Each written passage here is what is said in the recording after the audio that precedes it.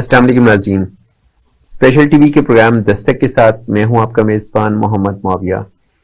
नाज़रीन, आज हम डिस्कस करेंगे पाकिस्तान में इंग्लिश लैंग्वेज लर्निंग के क्या इश्यूज हैं। इस इशू पर हमने डिस्कशन के लिए आज अपने स्टूडियो में दावत दी है मैडम आमना नवीद को। आमना नवीद असिस्टेंट प्रोफेसर हैं कॉमसेट्स यूनिवर्सिटी लाहौर में और गुज़श्ता 15 साल से वो तदरीस के शोबे से वाबस्ता हैं। आमना नवीद ने अमेरिकन कौंसलेट के साथ टीचर्स ट्रेनिंग के बहुत से प्रोजेक्ट किए। इंग्लिश लैंग्वेज लर्निंग और इंग्लिश लैंग्वेज टीचिंग स्किल्स पे उनकी दस्तरस है। पाकिस्तान में इंग्लिश लैंग्वेज लर्निंग के क्या इश्यूज हैं? इश्यूज की जब मैं बात करती हूँ तो मुझे लगता है बहुत ज्यादा मसाइल हैं, क्योंकि मसाइल स्टूडेंट्स के पार्ट पे भी हैं, टीचर्स के पार्ट पे भी हैं। पहले अगर हम स्टूडेंट्स के पार्ट पे बात कर लें तो मसाइल साइकोलॉजिकल भी हैं, नफ्सियाती मसाइल हैं बच्चों के, और उसके साथ ही एनवायरमेंटल इश्यूज भी हैं, या हम उनको कहेंगे कि वो क्लासरूम से रिलेटेड इश्यूज भी हैं। ठीक है। अगर मैं नफ्सियाती मसाइल की बात करूं, साइकोलॉजिकल इश्यूज, तो वो बेसिकली बैरियर्स हैं उनके। For example fear. हमारे बच्चों को बहुत ज्यादा डर होता है बात करने का, इंग्लिश में बात करने का, कि उनको ये लगता है कि अगर हमने गलत इंग्लिश बोल दी तो कहीं गड़बड़ ना हो जाए, मीनिंग गलत ना हो जाए। बिल्कुल एग्जैक्टली 100%।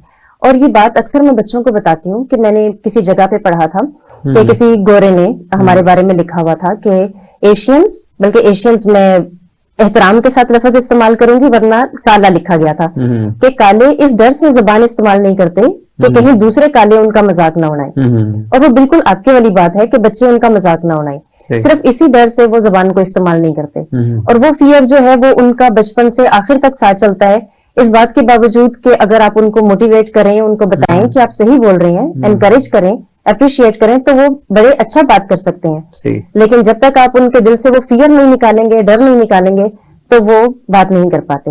ये एक उनका साइकोलॉजिकल इशू है। अच्छा, इस फेयर को या इस हेजिटेशन को दूर किसने करना है?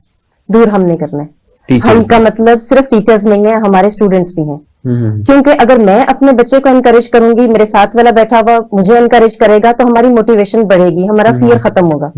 मैं अक्सर क्लास में ये कहती हूँ कि आप बात करें, दूसरे की बात ना सुने, अपनी बात करते जाएं, ताकि आपको जो है वो खुद से अपना डर बाहर निकले कि हाँ आप बात कर सकते हैं।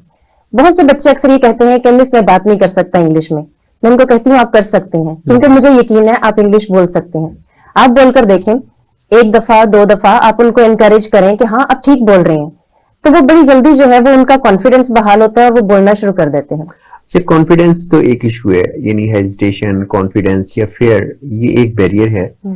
लेकिन आप देखिए कि हम लोग नर्सरी से इंग्लिश पढ़ना शुरू करते हैं और ग्रामर, सेंटेंस स्ट्रक्चर, टेंसेस, मतलब हम बार बार रट रहे होते हैं, और थ्रू आउट यानी एफएससी तक भी हमारी इनसे जान नहीं छूटती, इंटरमीडिएट क्लास तक भी।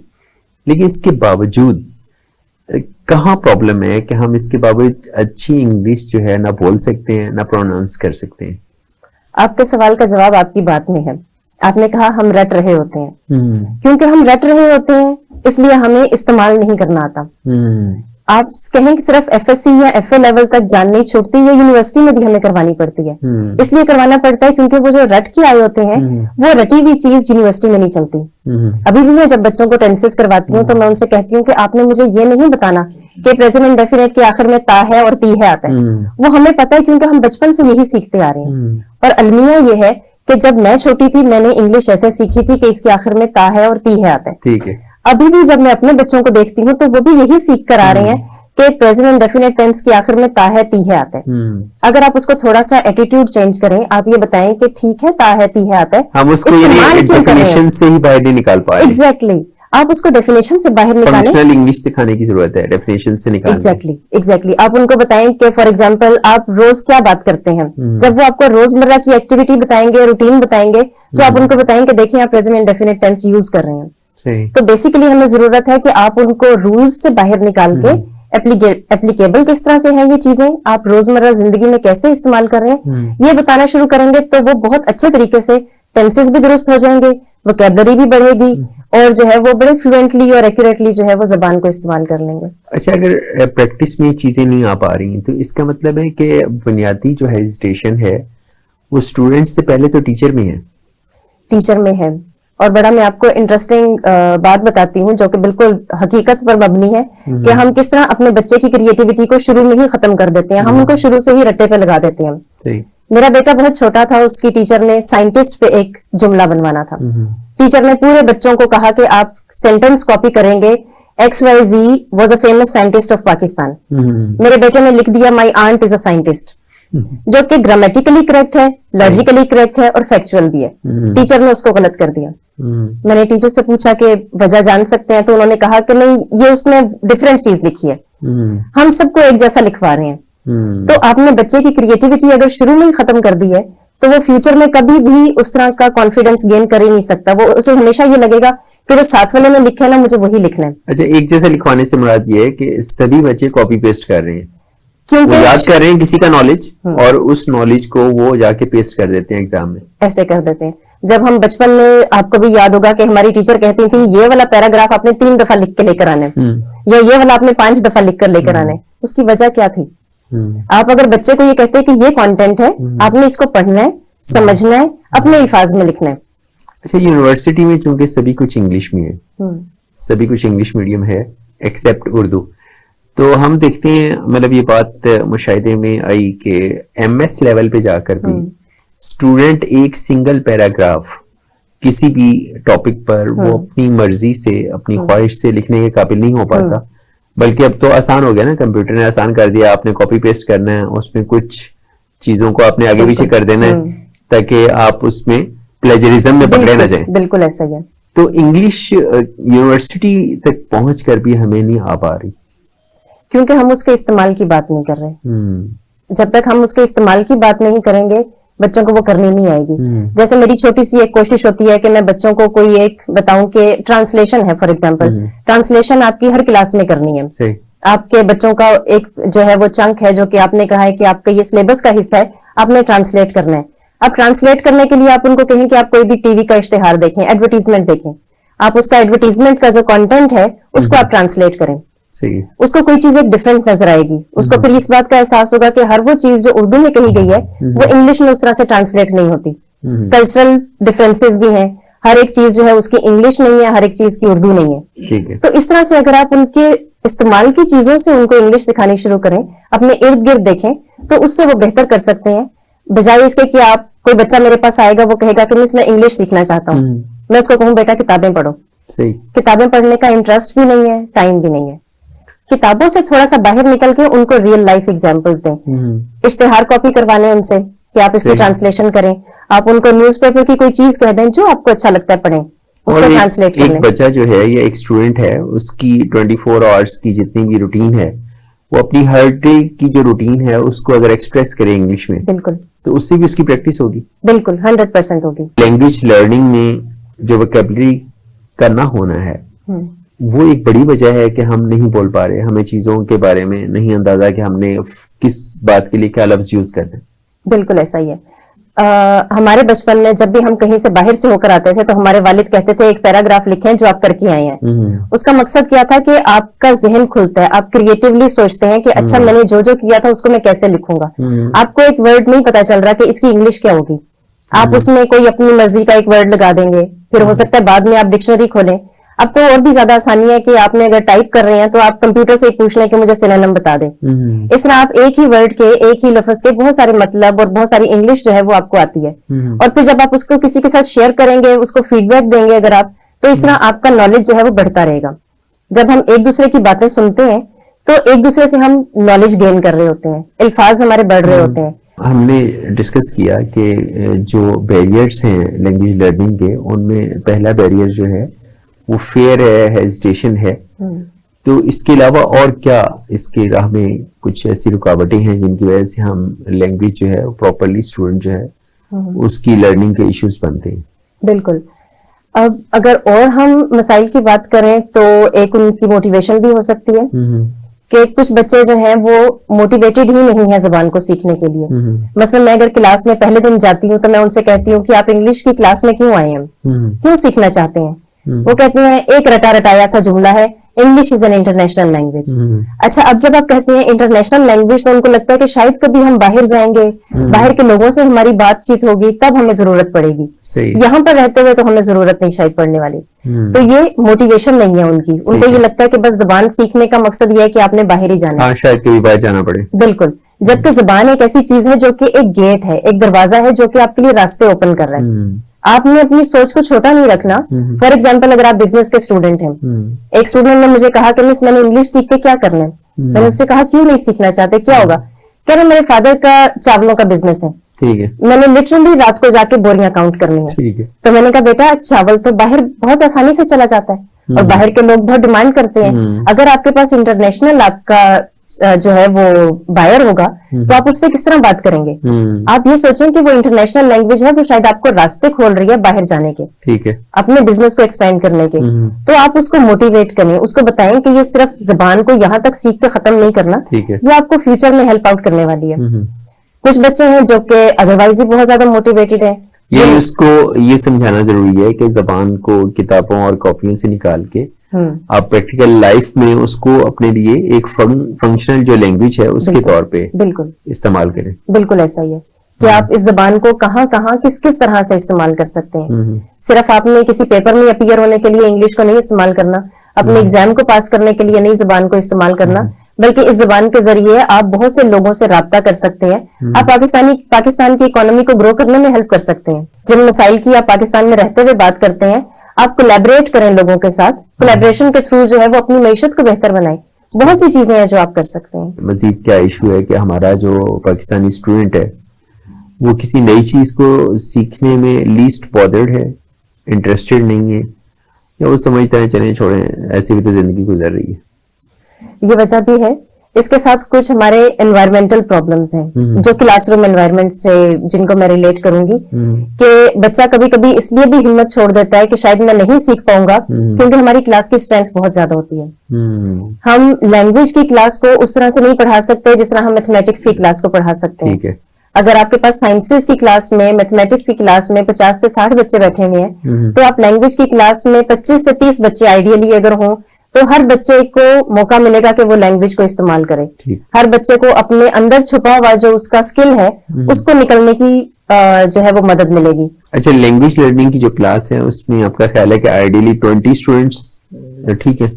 20 to 30 स्टूडेंट्स, क्योंकि आपकी क्लास का दौरानिया इतना होना चाहिए कि आप उस क्लास में हर बच्चे को एक्टिविटी में शामिल करें। ठीक है। अगर आपने कोई स्पीकिंग एक्टिविटी करवाई है और अगर आप 1 से 1.5 मिनट हर किसी को दे रहे हैं बात करने के लिए, तो इसका मतलब है कि आपके पास 45 से 50 मिनट होने चाहिए ताकि हर बच्चा बोले और हर बच्चे को ये लगे कि मेरी बारी आएगी, मैंने बात करनी है, तो मुझे अपने आप को तैयार करना है। तो वो एक फैक्टर और भी है। इसके साथ ही शायद मैंने पहले भी बात की कि हमें एक दूसरे को एनकरेज करने की और अप्रिशिएट करने की जरूरत है। जब एक बच्चा बात कर रहा है तो आप उसको अप्रिशिएट करें कि हाँ बिल्कुल आपने 1, 2, 3 लफ्ज जोड़ के जो बात की है वो हमें समझ आ रही है। हमारे यहाँ प्रॉब्लम क्या होती है कि हमारा पहला फोकस ही एक्यूरेसी पे होता है। हमें ये लगता है कि बच्चा यूनिवर्सिटी में आ गया, इसको बिल्कुल ठीक इंग्लिश में बात करनी आनी चाहिए। अगर वो गलत इंग्लिश में बात कर रहा है और आप उसको एनकरेज नहीं करेंगे तो वो वहीं पे हिम्मत उसकी खत्म हो जाएगी। बिल्कुल ऐसी। लेकिन अगर आप उसको बकअप करेंगे, उसको अप्रिशिएट करेंगे, तो वो 2-2, 3-3 वर्ड्स को जोड़ के अपनी बात को कहना शुरू कर देगा। तो जहां पर आपकी मोटिवेशन स्टार्ट होती है, टीचर के पार्ट पे ये जरूरी है कि आप उसको अप्रिशिएट करें। अप्रिशिएट नहीं करेंगे तो वो वहीं पर उसका स्किल खत्म हो जाएगा जहां पे उसने मोटिवेशन से उसको स्टार्ट किया था। नाज़रीन, यहाँ वक्त हुआ एक ब्रेक का। ब्रेक के बाद हम अपनी गुफ्तगू को आगे बढ़ाएंगे, हमारे साथ रहिए।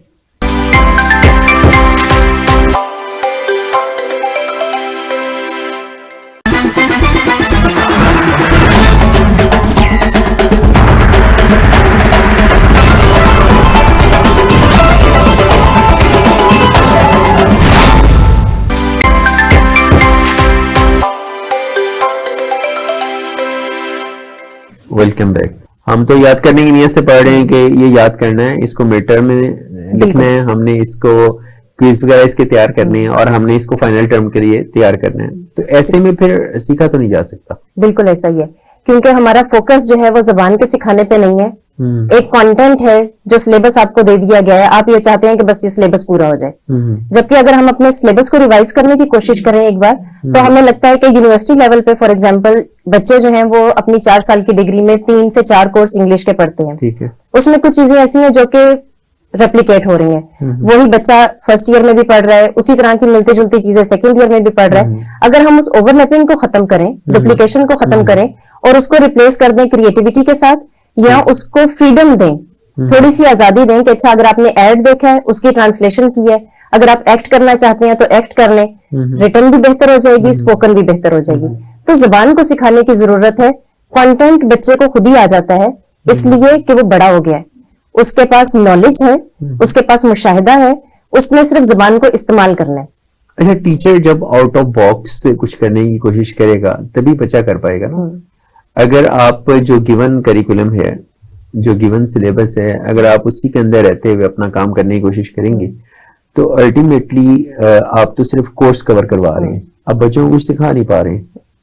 अच्छा, उसमें अगर हम थोड़ी सी अपनी टीचिंग मेथोडोलॉजी को चेंज करने की कोशिश करें तो उसके साथ हमारे ये दोनों मकासद हासिल हो जाते हैं। फॉर एग्जाम्पल, मैंने क्लास में टेंसेस करवाने हैं एट एनी कॉस्ट, मैंने बच्चों को पार्ट्स ऑफ स्पीच भी करवाने हैं। अब अगर मैं बच्चों को एक छोटा सा वीडियो क्लिप दिखा दूं, या मैं अगर बच्चों को एक कोई छोटा सा सॉन्ग सुना दूं, तो उसमें मैं उनसे कहूंगी कि अच्छा इसमें जितने भी नाउन्स इस्तेमाल हुए हैं आप उन पे फोकस करें। ठीक है। तो नाउन, बहुत से नाम इस्तेमाल हो रहे हैं, बहुत सारे एब्स्ट्रैक्ट नाउन्स इस्तेमाल हो रहे हैं, उनकी लिसनिंग की प्रैक्टिस भी हो रही है और वो खुद से कुछ बोलने या लिखने के काबिल भी। बिल्कुल ऐसा ही है।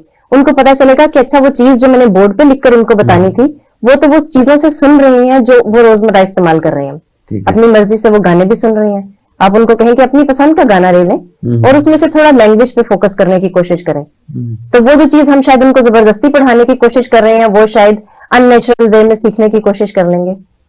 तो ये ऑडियो वीडियो और इस तरह की चीजें जो है इनको हमें अपनी प्रैक्टिस में इस्तेमाल में लाने की जरूरत है।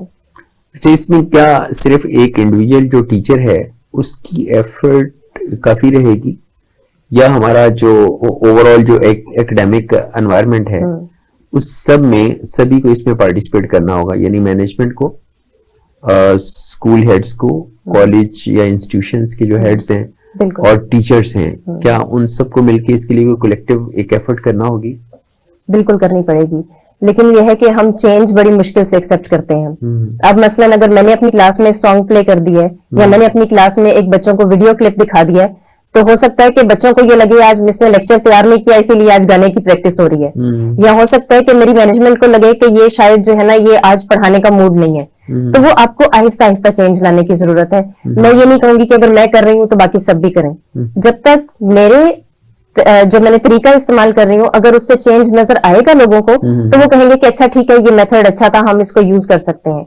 लेकिन आप शुरू में हर किसी को नहीं कह सकते कि आप भी हमारे साथ चलें। चेंज नजर आना चाहिए, बताने से ज्यादा नजर आने पे फोकस होना चाहिए। लेकिन जब आप करिकुलम को फॉलो करने के पाबंद हैं या आपने सिलेबस ही कवर करवाना है, तो उसमें कितनी का आपके पास लिबर्टी है कि आप उससे हट के कुछ कर सकें? फ्लेक्सिबिलिटी है, हम बहुत ज्यादा रिजिड नहीं है। मैं अपने बारे में अगर ये कहूं कि मेरे पास 6 मंथ्स के सेमेस्टर में या 4.5 मंथ्स के सेमेस्टर में मुझे 30 लेक्चर्स पूरे करने हैं। उन 30 लेक्चर्स में मैंने बच्चों से रोल प्ले भी करवाने हैं, मैंने बच्चों से प्रेजेंटेशंस भी करवानी है, मैंने स्पीकिंग एक्टिविटीज भी करवानी है। इसका मतलब है ये तीनों चारों वो एरियाज हैं जहां पर मेरे पास लिबर्टी है। मैं उनको क्या टॉपिक दे रही हूँ, मैं उनको किस तरह से एक्ट करवा रही हूँ, तो वहां पर हमारे पास लिबर्टी है, फ्लेक्सिबिलिटी है। उसके बाद जो आपने ग्रामर करवानी है, जो आपने उनको पार्ट्स ऑफ स्पीच करवानी है, जो आपने उनको रिटन सिखाना है, वो अगेन आपके पास बहुत सारा मटेरियल मौजूद है। अगर बच्चे हर वक्त मोबाइल इस्तेमाल कर रहे हैं तो आप मोबाइल क्लासरूम में इस्तेमाल करने की इजाजत दे दें। बहुत सी ऑनलाइन गेम्स हैं जो बच्चों को ग्रामर सिखाती हैं। तो फ्लेक्सिबिलिटी है, लेकिन यह है कि सिर्फ इस्तेमाल में लाने की जरूरत है। यानी हम लेटेस्ट जो गैजेट्स हैं इनका इस्तेमाल करके भी अपने क्लासरूम का जो लर्निंग एनवायरनमेंट है उसको हम बेहतर कर सकते हैं। बिल्कुल कर सकते हैं। ये तो हो गए हमारे लर्निंग के इश्यूज, मसाइल क्या हैं, प्रॉब्लम्स क्या हैं और उसके बैरियर्स क्या हैं। तो इसकी रेमेडी या इसके सॉल्यूशंस क्या हैं, इस पे कुछ बात कर लीजिए। सोल्यूशन में सबसे पहले टीचिंग मेथोडोलॉजी को बदलने की जरूरत है। अब अगर हम बार बार ये कहते हैं कि दुनिया बदल रही है, दुनिया बदल रही है, दुनिया के तकाजे बदल रहे हैं, रहने के तरीके बदल रहे हैं, पुराने जमाने में तो हम ऐसे करते थे, अब ऐसा नहीं करते। अगर आप पुराने जमाने की सब चीजों को छोड़ के नई चीजों की तरफ आ रहे हैं तो लैंग्वेज लर्निंग और लैंग्वेज टीचिंग में क्यों नहीं जिद्दत लेके आ रहे? आपको क्यों अभी भी लगता है कि बच्चा बोर्ड से ही चीजें पढ़ेगा, आपने बोर्ड पर ही सब कुछ लिखना है और वो वहां से कॉपी करेगा और उसको रटेगा और आपके पास लेकर आएगा? आपको उसको चेंज लाने की जरूरत है। आपके पास मल्टीमीडिया है, आपके पास कंप्यूटर है, आपके पास मोबाइल्स हैं, उन सब चीजों को इस्तेमाल करें क्लासरूम टीचिंग के लिए। ठीक है। जैसे मैंने बात की, आप एडवर्टीजमेंट से स्टार्ट कर लें, आप बच्चे को न्यूज़पेपर दे दें। आपको अगर न्यूज़पेपर भी नहीं देना, आप अपने स्टूडेंट से पूछें। फॉर एग्जांपल मैंने एक एक्टिविटी करवाई कि आप बच्चों से पूछते हैं कि अच्छा आपकी फेवरेट हॉबी क्या है, या आपको कौन से फ्रूट्स पसंद है। अब बच्चे ने कहा कि वो मेरा फेवरेट फल है। क्यों है, जरा इसके बारे में 2-4 बातें लिखें। अच्छा, आपको अगर उससे कोई रेसिपी बनानी हो तो आप किस तरह से बनाएंगे? तो उसको ये एहसास नहीं हो रहा कि वो बेसिकली लैंग्वेज सीख रहा है, वो लैंग्वेज को इस्तेमाल कर रहा है, लेकिन वो आपके सामने एक स्क्रिप्ट लिख कर ले आएगा और वो क्रिएटिव भी है और उसको खुद नजर आएगा कि अच्छा ये तो मैंने लिख लिया है। अच्छा, जैसे आपने कहा कि हम लेटेस्ट जो टूल्स हैं उनका क्लासरूम में इस्तेमाल करें, और आपने कहा कि मोबाइल फोन्स को क्लासरूम में लाने की इजाजत होनी चाहिए, तो मोबाइल फोन के थ्रू जो लर्निंग है, क्या वो स्टूडेंट को ज्यादा सहल पसंद नहीं कर देगी? इसकी मैं आपको एक एग्जांपल देता हूं कि मैं जिना हॉस्पिटल में एक मरीज की तीमारदारी के लिए गया, तो वहां मैंने देखा कि एक प्रोफेसर साहबा जो हैं वो मेडिकल के स्टूडेंट्स को विजिट के लिए साथ लेके आई हैं। तो वो एक पेशेंट के गिर्द सारे स्टूडेंट्स खड़े हैं और मैडम जो भी कोई क्वेश्चन करती हैं तो फर्स्ट रो तो दायरा उनके मैडम के सामने है, पिछली रो में जो बच्चे हैं वो मोबाइल से फौरन सर्चिंग करके तो उनको रिप्लाई कर देते हैं। तो ये बताएं कि ये तो यानी स्टूडेंट मजीद हैंडीकैप नहीं हो जाएगा? अच्छा, वो फॉर एग्जांपल अगर वो एक वीडियो देख रहे हैं तो इस वीडियो में जो है वो एक क्वेश्चन पॉपअप होता है। ठीक है।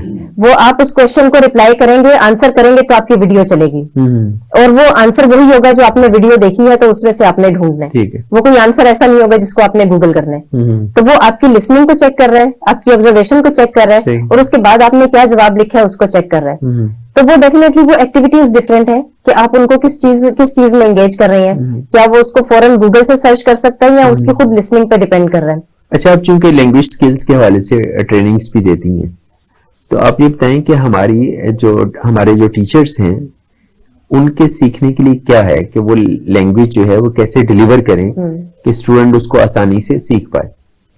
मैं कुछ टीचर्स ट्रेनिंग वर्कशॉप्स वगैरह भी मैंने कंडक्ट करवाई हैं और उसमें यही पूछना होता है कि आप क्या मेथोडोलॉजी यूज कर रहे हैं। अगर आपको ये लगता है कि आपके बच्चे सीख नहीं पा रहे या आप डिलीवर नहीं कर पा रहे या आपको लगता है कि बच्चे आपको जो है वो रिप्लाई नहीं कर रहे, रिस्पॉन्सेज उस तरह से नहीं दे रहे, तो आप ये देखेंगे क्या चीज है जो चेंज करने की जरूरत है। क्या आप वो चीज उनको जबरदस्ती सिखाने की कोशिश कर रहे हैं जो कि वो उनका इंटरेस्ट नहीं है?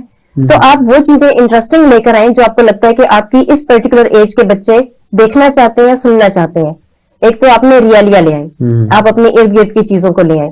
उसके अलावा जैसे मैंने कहा कि आप टेक्नोलॉजी को साथ ले आए। अब बच्चे पावर पॉइंट प्रेजेंटेशंस को बड़े गौर से सुनते हैं। अब ये है कि आप उनको ये बताएं कि ये मैंने आपकी आसानी के लिए चीजें जो है वो रिफ्लेक्ट हो रही हैं, लेकिन आपने सिर्फ इन पर रिलाई नहीं करना। आपने जो हम क्लास में डिस्कस कर रहे हैं आप उसको भी साथ में इंक्लूड करें। तो वो इस तरह से आपने डिफरेंट चीजें जो है वो उसमें ऐड करनी है। आपको बहुत से ऑनलाइन क्विजेस मिल जाते हैं, वो भी अगेन आपके पास जो है वो एक पिक्चर आ रही है, आपने उसको डिस्क्रिप्शन देनी है या एक डिस्क्रिप्शन आपके पास है, वो कहेगा कि आप इसका कोई भी स्केच जो है वो नरेट करें।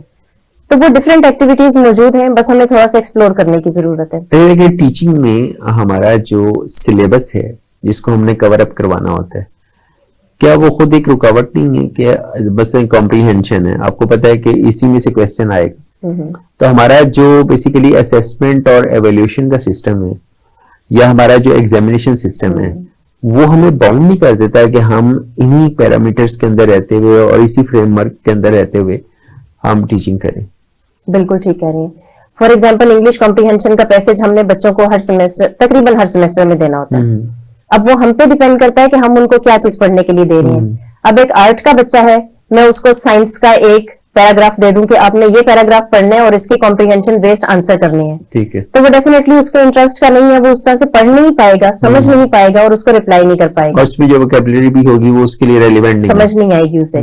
तो हमने थोड़ी सी अपनी यूनिवर्सिटी में कोशिश ये की थी कि अगर मैं एक आर्ट के स्टूडेंट को पढ़ा रही हूँ तो उसको पैराग्राफ वो दूं जो कि आर्ट से ही लिया गया, ठीक है। अगर मैंने एक इंजीनियरिंग के बच्चे को पैराग्राफ देना है तो वो वाला पैराग्राफ लूं जो कि उसके फील्ड से रेलिवेंट है, क्योंकि वो उसको अंडरस्टैंड कर पाता है और उसको बेहतर रिप्लाई कर पाएगा।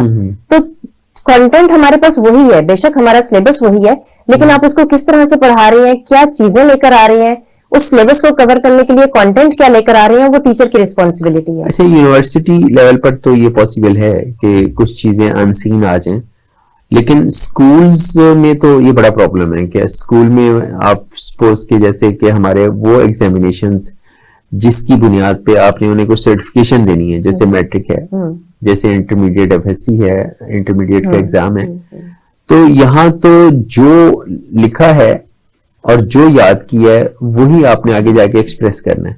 बिल्कुल ऐसा ही है। बहुत सी चीजें हैं, टर्मिनोलॉजीज हैं जो आपने एज इट इज एक्सप्रेस करनी है, डेफिनेशंस हैं जो आपने वैसे ही लिखनी है, वो तो साइंस के लिए हो गया।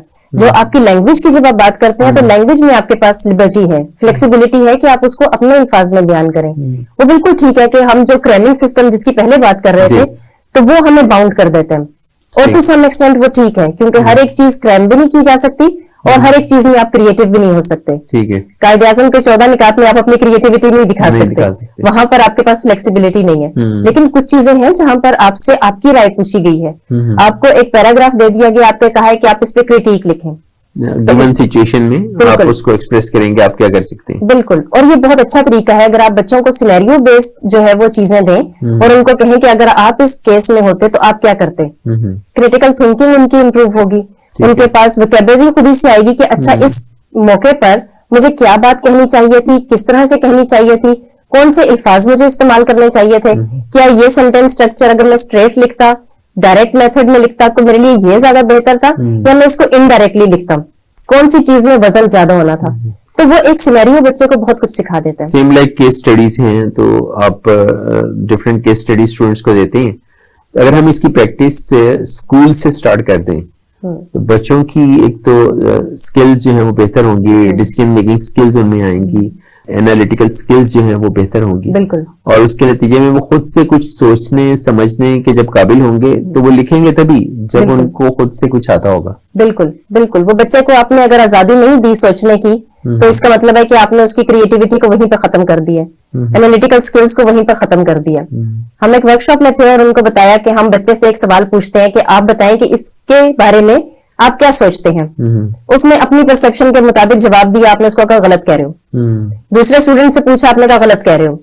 जब आप हर किसी को ये कहेंगे कि नहीं वो जो मेरे जहन में है वही ठीक है, तो इसका मतलब है कि आप क्रिएटिविटी को वहीं पर खत्म कर रहे हैं। बच्चा फिर वही कहेगा जो आपने कह दिया, तो वो फिर इसका मतलब है कि वो सारी उम्र उसी चीज पे रिलाई करेगा जो कि उसको किसी और ने बता दिया। अब ज़ाहिर है कि जो जवाब टीचर के जहन में है, अगर स्टूडेंट उससे कोई मिलता जुलता जवाब देता है या उसके करीब तर जवाब देता है तो टीचर को चाहिए कि उसको जरा एनकरेज करे, अप्रिशिएट करे, ताकि उसके नतीजे में स्टूडेंट्स के जहन भी खुले, वो समझे कि ठीक है मैडम का ये ख्याल है लेकिन ये और ये भी इसका आंसर हो सकता है। बिल्कुल बिल्कुल, मेरी कोशिश ये होती है कि अगर मैंने क्लास में बच्चों से कोई सवाल किया है तो मैं उसका जवाब मुझे पता है कि ये ठीक नहीं है, लेकिन मुझे ये लगता है कि बच्चे को स्ट्रेट फॉरवर्ड ये कह देना कि नो इट्स रॉन्ग, ये मेरे लिए अनएथिकल है। मैं बच्चे को कहती हूँ कि ओके थिंक मोर, कुछ और सोचें कि इसको हम बेहतर बना सकते हैं, इसको हम इम्प्रूव कर सकते हैं, किसी और तरह से सोचें। तो वो बच्चे उसके फिर सोचना शुरू करते हैं कि अच्छा अगर इसका ये जवाब नहीं है तो कुछ और हो सकता है। तो आप उनको थोड़ी सी लिबर्टी दें, उनको सोचने पर मजबूर करें। अगर आप उनके पहले जवाब गलत के जवाब में आप उसको सही जवाब दे रहे हैं तो इसका मतलब है कि आपने उसको मजीद सोचने पर मजबूर ही नहीं किया। अच्छा, नॉर्मली जो साइंस या टेक्निकल सब्जेक्ट्स हैं जैसे इंजीनियरिंग है या दीगर हमारे साइंस के सब्जेक्ट्स हैं, प्योर साइंसेज के, उसका स्टूडेंट इंग्लिश में क्यों कमजोर होता है, हालांकि वो उसमें पढ़ने तो सभी कुछ इंग्लिश ही में।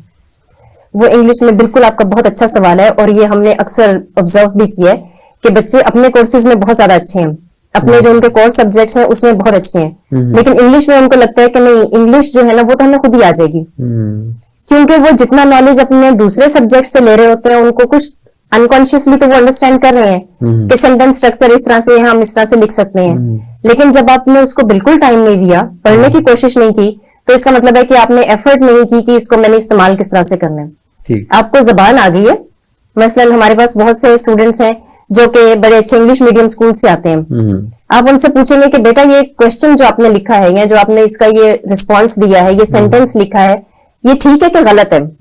उसको ये नहीं पता कि ये ठीक है या गलत है, उसका जवाब सिर्फ ये होता है it sounds good. It sounds good का मतलब यह है कि मेरे नजदीक ये बिल्कुल ठीक है। अगर आप उसको कहेंगे कि इसको किसी और तरह से कैसे कहा जा सकता है तो वो कभी नहीं सोच पाता। नाज़रीन, जहां वक्त हुआ एक ब्रेक का, और ब्रेक के बाद हम अपनी गुफ्तगू को आगे बढ़ाएंगे। हमारे साथ रहिए।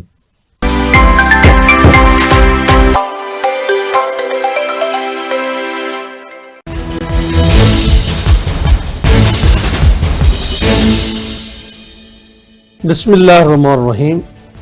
पाकिस्तान में 127 टीवी चैनल काम कर रहे हैं। इसके अलावा भी बेशुमार इंटरनेशनल चैनल हैं जो पाकिस्तान में देखे जा रहे हैं।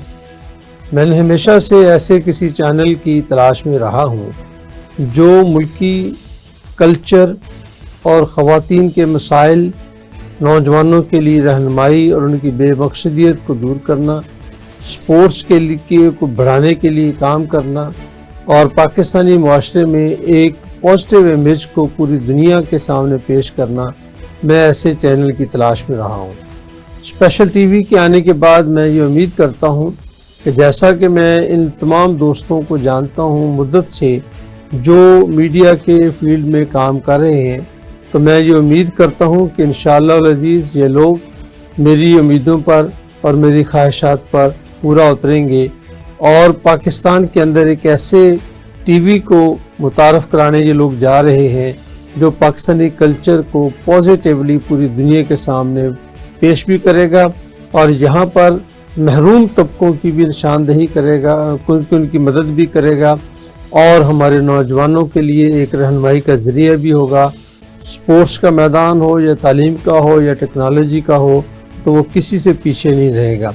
मैं उम्मीद करता हूँ कि स्पेशल टीवी इंशाअल्लाह अज़ीज़ बहुत जल्द इन 127 में से अपना एक अहम मकाम बना पाएगा इंशाअल्लाह अज़ीज़।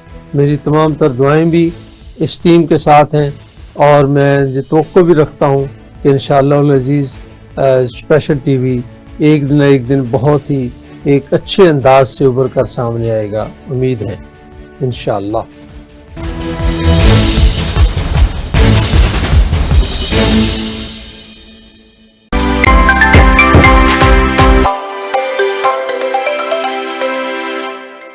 Welcome back.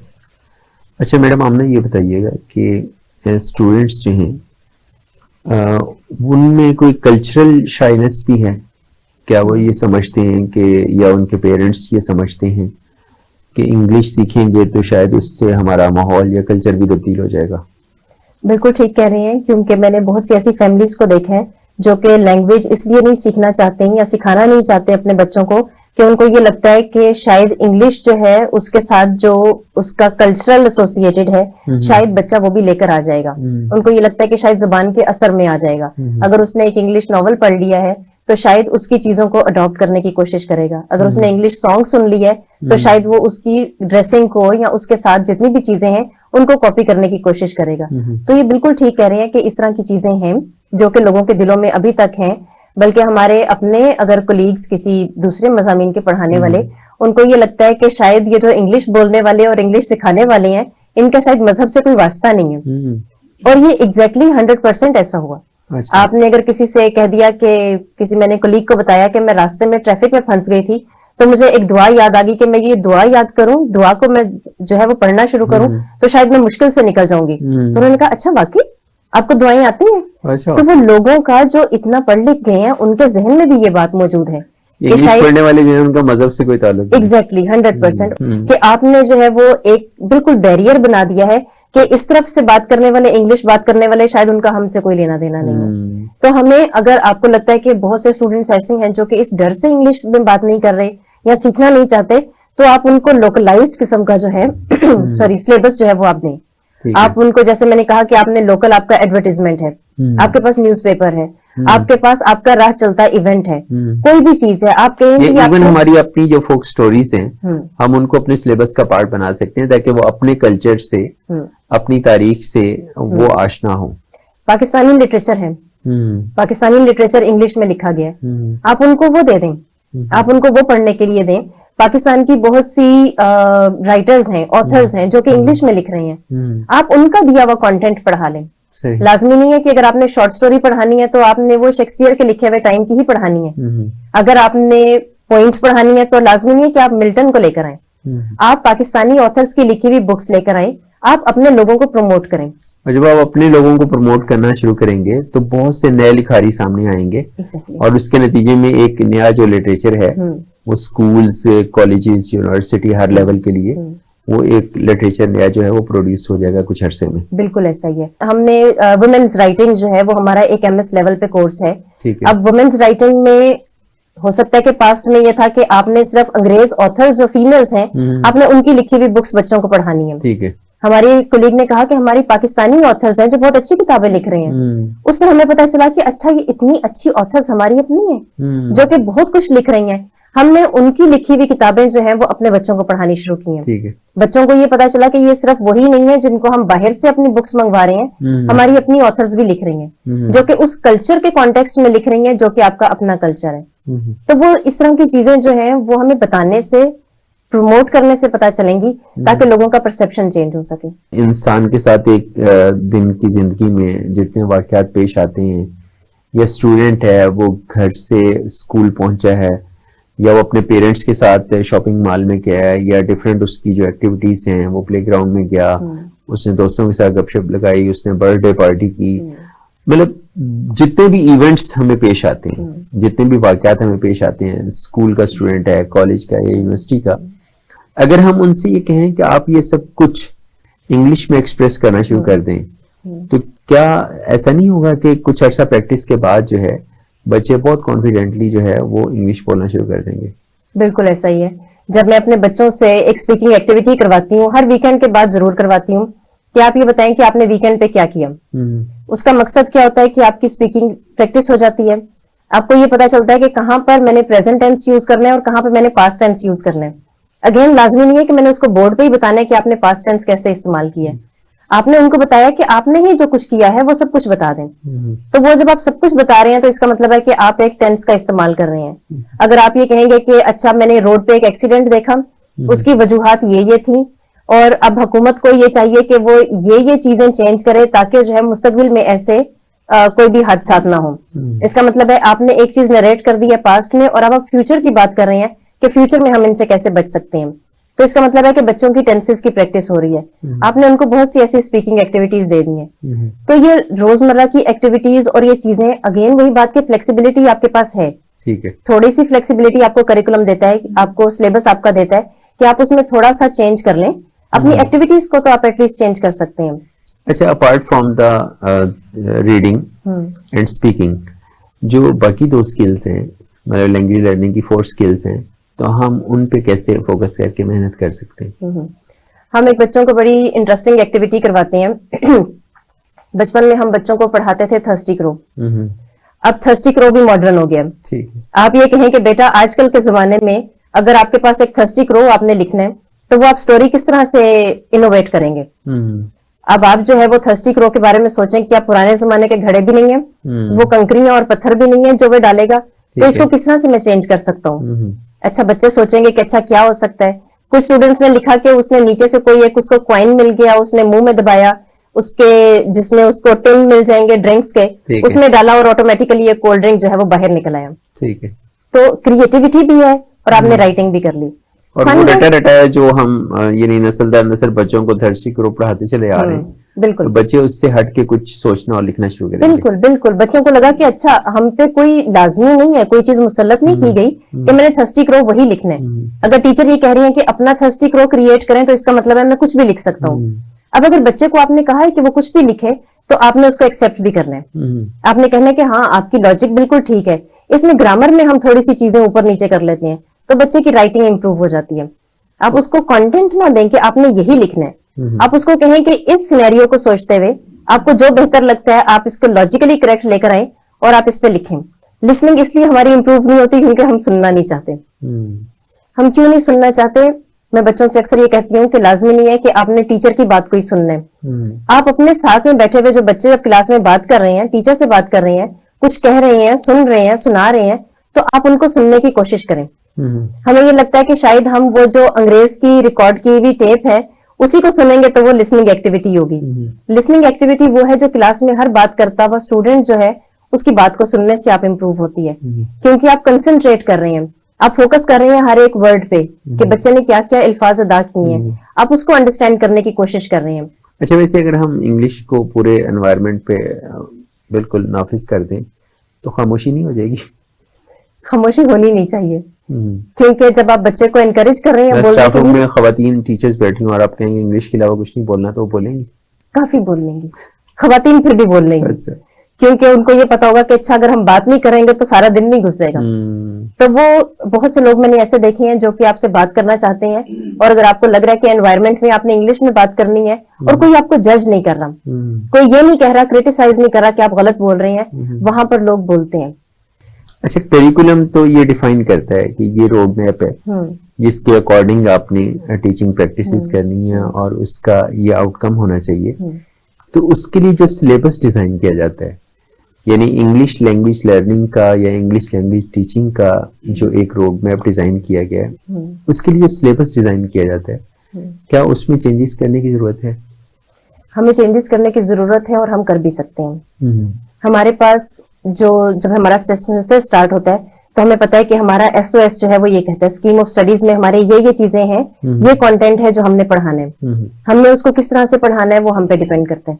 अगर हमें ये लग रहा है कि बच्चे को आपने पैराग्राफ भी पढ़ाना है और ऐसे राइटिंग भी पढ़ानी है, ओवरलैप करती हैं चीजें, एक जैसी चीजें हैं, तो आप उसमें से एक चीज करवाएं और जो आपके पास टाइम बच रहा है वो आपको किसी क्रिएटिव स्किल पर सिखा दें। ठीक है। आप उनको टास्क बेस्ड लर्निंग दें, क्योंकि आपने कंटेंट तो वही सिखाना है जो कि आपको रोड मैप में दिया गया है, लेकिन आप कैसे सिखा रहे हैं वो आप पे डिपेंड करता है। जैसे मैंने बात की कि विमेन्स राइटिंग के लिए अगर आपने अंग्रेज ऑथर्स की बजाय पाकिस्तानी ऑथर ले आए हैं तो इसका मतलब है आपका सिलेबस कवर हो गया है, ठीक है। लेकिन आपने प्रमोट अपना कल्चर कर दिया और वो जितने भी बैरियर्स थे उस जबान के साथ जुड़े हुए वो खुद ही खत्म हो गए। तो इसी तरह से आप स्पीकिंग के लिए एक्टिविटीज वो लेकर आए जो कि आपके एनवायरनमेंट से आपको मिली हैं। लिसनिंग के लिए आप बच्चों को एनकरेज करें कि वो कोई भी पाकिस्तानी न्यूज सुन लें। आपके पास इंग्लिश न्यूज आ रही है, बच्चों को इंटरेस्ट है अगर पॉलिटिक्स में तो वो उससे रेलिवेंट चीजें सुन लें। अगर उनको लगता है कि मुझे शोबिज में ज्यादा इंटरेस्ट है, मुझे क्रिकेट में ज्यादा इंटरेस्ट है, आप अपने इंटरेस्ट की चीजों को सुने। लाजमी नहीं है कि आपके सुनने के लिए चीजें मैं आपको प्रोवाइड करूंगी, आप सुने, आप उसको अंडरस्टैंड करें, आप उसको रिप्रोड्यूस करें। तो कंटेंट आपकी मर्जी का है, लिखें भी आप अपनी मर्जी से और खुद देखें कि इस कंटेंट के जरिए आपने क्या सीखा। अच्छा, एक सवाल जो हमारे टॉपिक से उस तरह रेलिवेंट नहीं है लेकिन पूछे जाने की जरूरत है, वो ये है कि जो इंग्लिश लैंग्वेज टीचिंग है उसमें अभी नए लोगों की जो इंडक्शन है उसका मजीद कितना स्कोप है, गुंजाइश मौजूद है, या क्या इंग्लिश लैंग्वेज जो टीचर्स हैं उनकी सैचुरेशन हो चुकी है?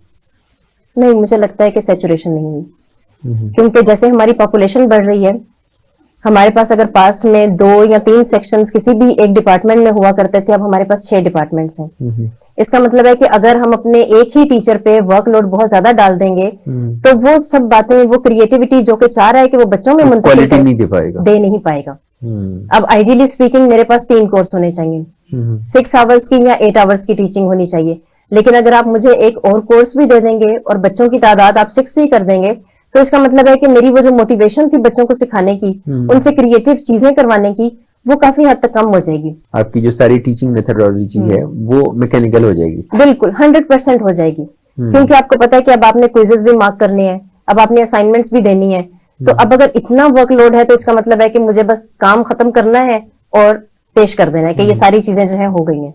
लेकिन अगर आपके पास नया ब्लड आ रहा है, आपके पास नए लोग आ रहे हैं, आपको उनको ट्रेनिंग देने की जरूरत है।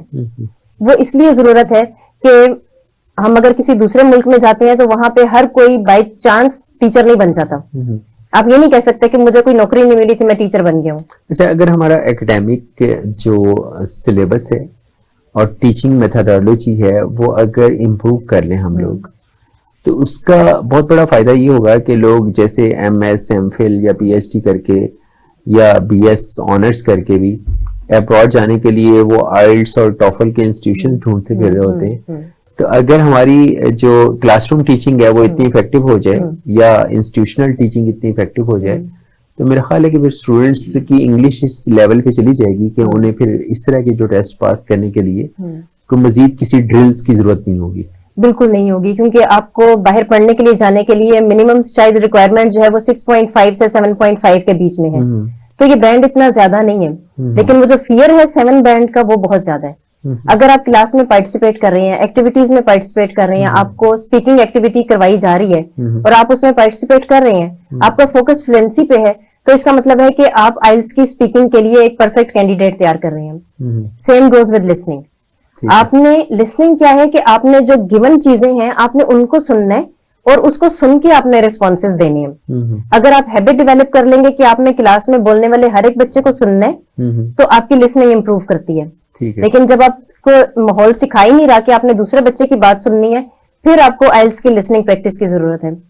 अगर आपने बच्चों को फ्लेक्सिबिलिटी दी है राइटिंग के लिए, आपने उनको सिचुएशन दे दी है, सिनेरियो दे दिया है और आपने कहा है कि सही तरीके से इंग्लिश को इस्तेमाल करें, तो इसका मतलब है उनकी राइटिंग इंप्रूव हो गई है। रीडिंग थोड़ी सी डिफिकल्ट है, वो इसलिए कि रीडिंग, आइल्स की रीडिंग फॉर प्लेयर नहीं है। वो आपको 1 घंटे में 3 पैसेज अगर आपने पढ़ने हैं, लेकिन अगेन अगर आपको पढ़ने की आदत है तो वो आप बहुत आसानी से कर लेंगे। अच्छा, नए स्टूडेंट्स जो इंटरमीडिएट के बाद यूनिवर्सिटी लर्निंग में जा रहे हैं, तो आप उनके लिए क्या गाइड करेंगी कि उन्हें अप्लाइड लिंग्विस्टिक्स के बीएस में एडमिशन लेना चाहिए या वो लिटरेचर को कंटिन्यू करें? फ्यूचर पाकिस्तान में किसका है? दोनों का है। दोनों के। अनफॉर्चुनेटली हमने उसमें बड़ी क्लियर डिमार्केशन कर दी है। हमने एक दीवार खड़ी कर दी है कि इस तरफ वाले लिंग्विस्टिक्स वाले हैं और इस तरफ वाले लिटरेचर वाले हैं। लिटरेचर वालों को ये लगता है कि शायद लिंग्विस्टिक्स वालों की इंग्लिश अच्छी नहीं है, और ये बिल्कुल दुरुस्त है। और हमें ये लगता है कि लिटरेचर वाले जो हैं वो कोई कहानियों की बातें कर रहे हैं, उनका जुबान से कोई लेना देना नहीं है। तो अगर हम ये डिस्टिंक्शन खत्म कर दें, ये लिटरेचर है और ये लिंग्विस्टिक्स है, क्योंकि दोनों ही जबान है, हम बेसिकली जबान ही सिखा रहे हैं। ठीक है। तो फ्यूचर पाकिस्तान में दोनों का है। अगर आपका एक दौर था जिसमें लिंग्विस्टिक्स को बहुत ज्यादा प्रमोट किया गया और लिटरेचर को लिटरली डिस्करेज किया गया, फिर क्या हुआ कि आने वाले पिछले 10 सालों में मैंने देखा है कि लिटरेचर के टीचर्स मिलने मुश्किल हो गए हैं। इसलिए हम किसी एक चीज को प्रमोट नहीं कर सकते। जैसे उर्दू के टीचर्स, एक टाइम ऐसा आया कि इवन स्कूल्स तक में उर्दू की अच्छी टीचर या उर्दू का अच्छा टीचर नहीं था मिलता, क्योंकि लोगों ने मास्टर्स इन उर्दू करना बंद कर दिया। सब लोग दूसरे सब्जेक्ट्स की तरफ भागे जिनमें जॉब्स का बहुत अच्छा स्कोप था। बिल्कुल। और हमें जरूरत इस बात की भी है, सिर्फ ये नहीं कि मैं कहूंगी कि मैंने इंग्लिश लैंग्वेज को प्रमोट करना है, जबान को प्रमोट करें। आप कोई भी जबान सीख रहे हैं, कोई भी जबान पढ़ रहे हैं, पढ़ा रहे हैं, उसको मुकम्मल तौर से पढ़ने की कोशिश करें। उर्दू को भी बहुत ज्यादा सिखाने की जरूरत है। ऐसा नहीं है कि मेरी मादरी जबान है और मुझे आती है, उसकी भी कुछ रिक्वायरमेंट्स हैं। ठीक है। तो बिल्कुल आप अगर उसको भी प्रमोट नहीं करेंगे तो वो एज अ डेड लैंग्वेज जो है वो करार दे दी जाएगी। आमना, बहुत शुक्रिया आपका। नाज़रीन, आज हमने डिस्कस किया प्रोफेसर आमना नवीद से कि पाकिस्तान में लैंग्वेज लर्निंग के क्या इश्यूज हैं और उसके रास्ते में, उसको सीखने में क्या मुश्किलात या क्या रुकावटें हायल हैं और उनको हम कैसे दूर कर सकते हैं। और इसके साथ साथ हमने ये भी डिस्कस किया कि हमारा जो सिलेबस है उसको तब्दील करने की ज़रूरत है, और इसके साथ ही हमारा जो टीचिंग मेथडोलॉजी है उसको बहुत ज़्यादा क्रिएटिव या इनोवेटिव बनाकर हम स्टूडेंट्स की जो दिलचस्पी है उसको बढ़ा सकते हैं। तो मुझे उम्मीद है कि आपको हमारा आज का प्रोग्राम पसंद आया होगा। अपने मेज़बान मोहम्मद मुआविया को इजाज़त दीजिए। अल्लाह हाफिज़।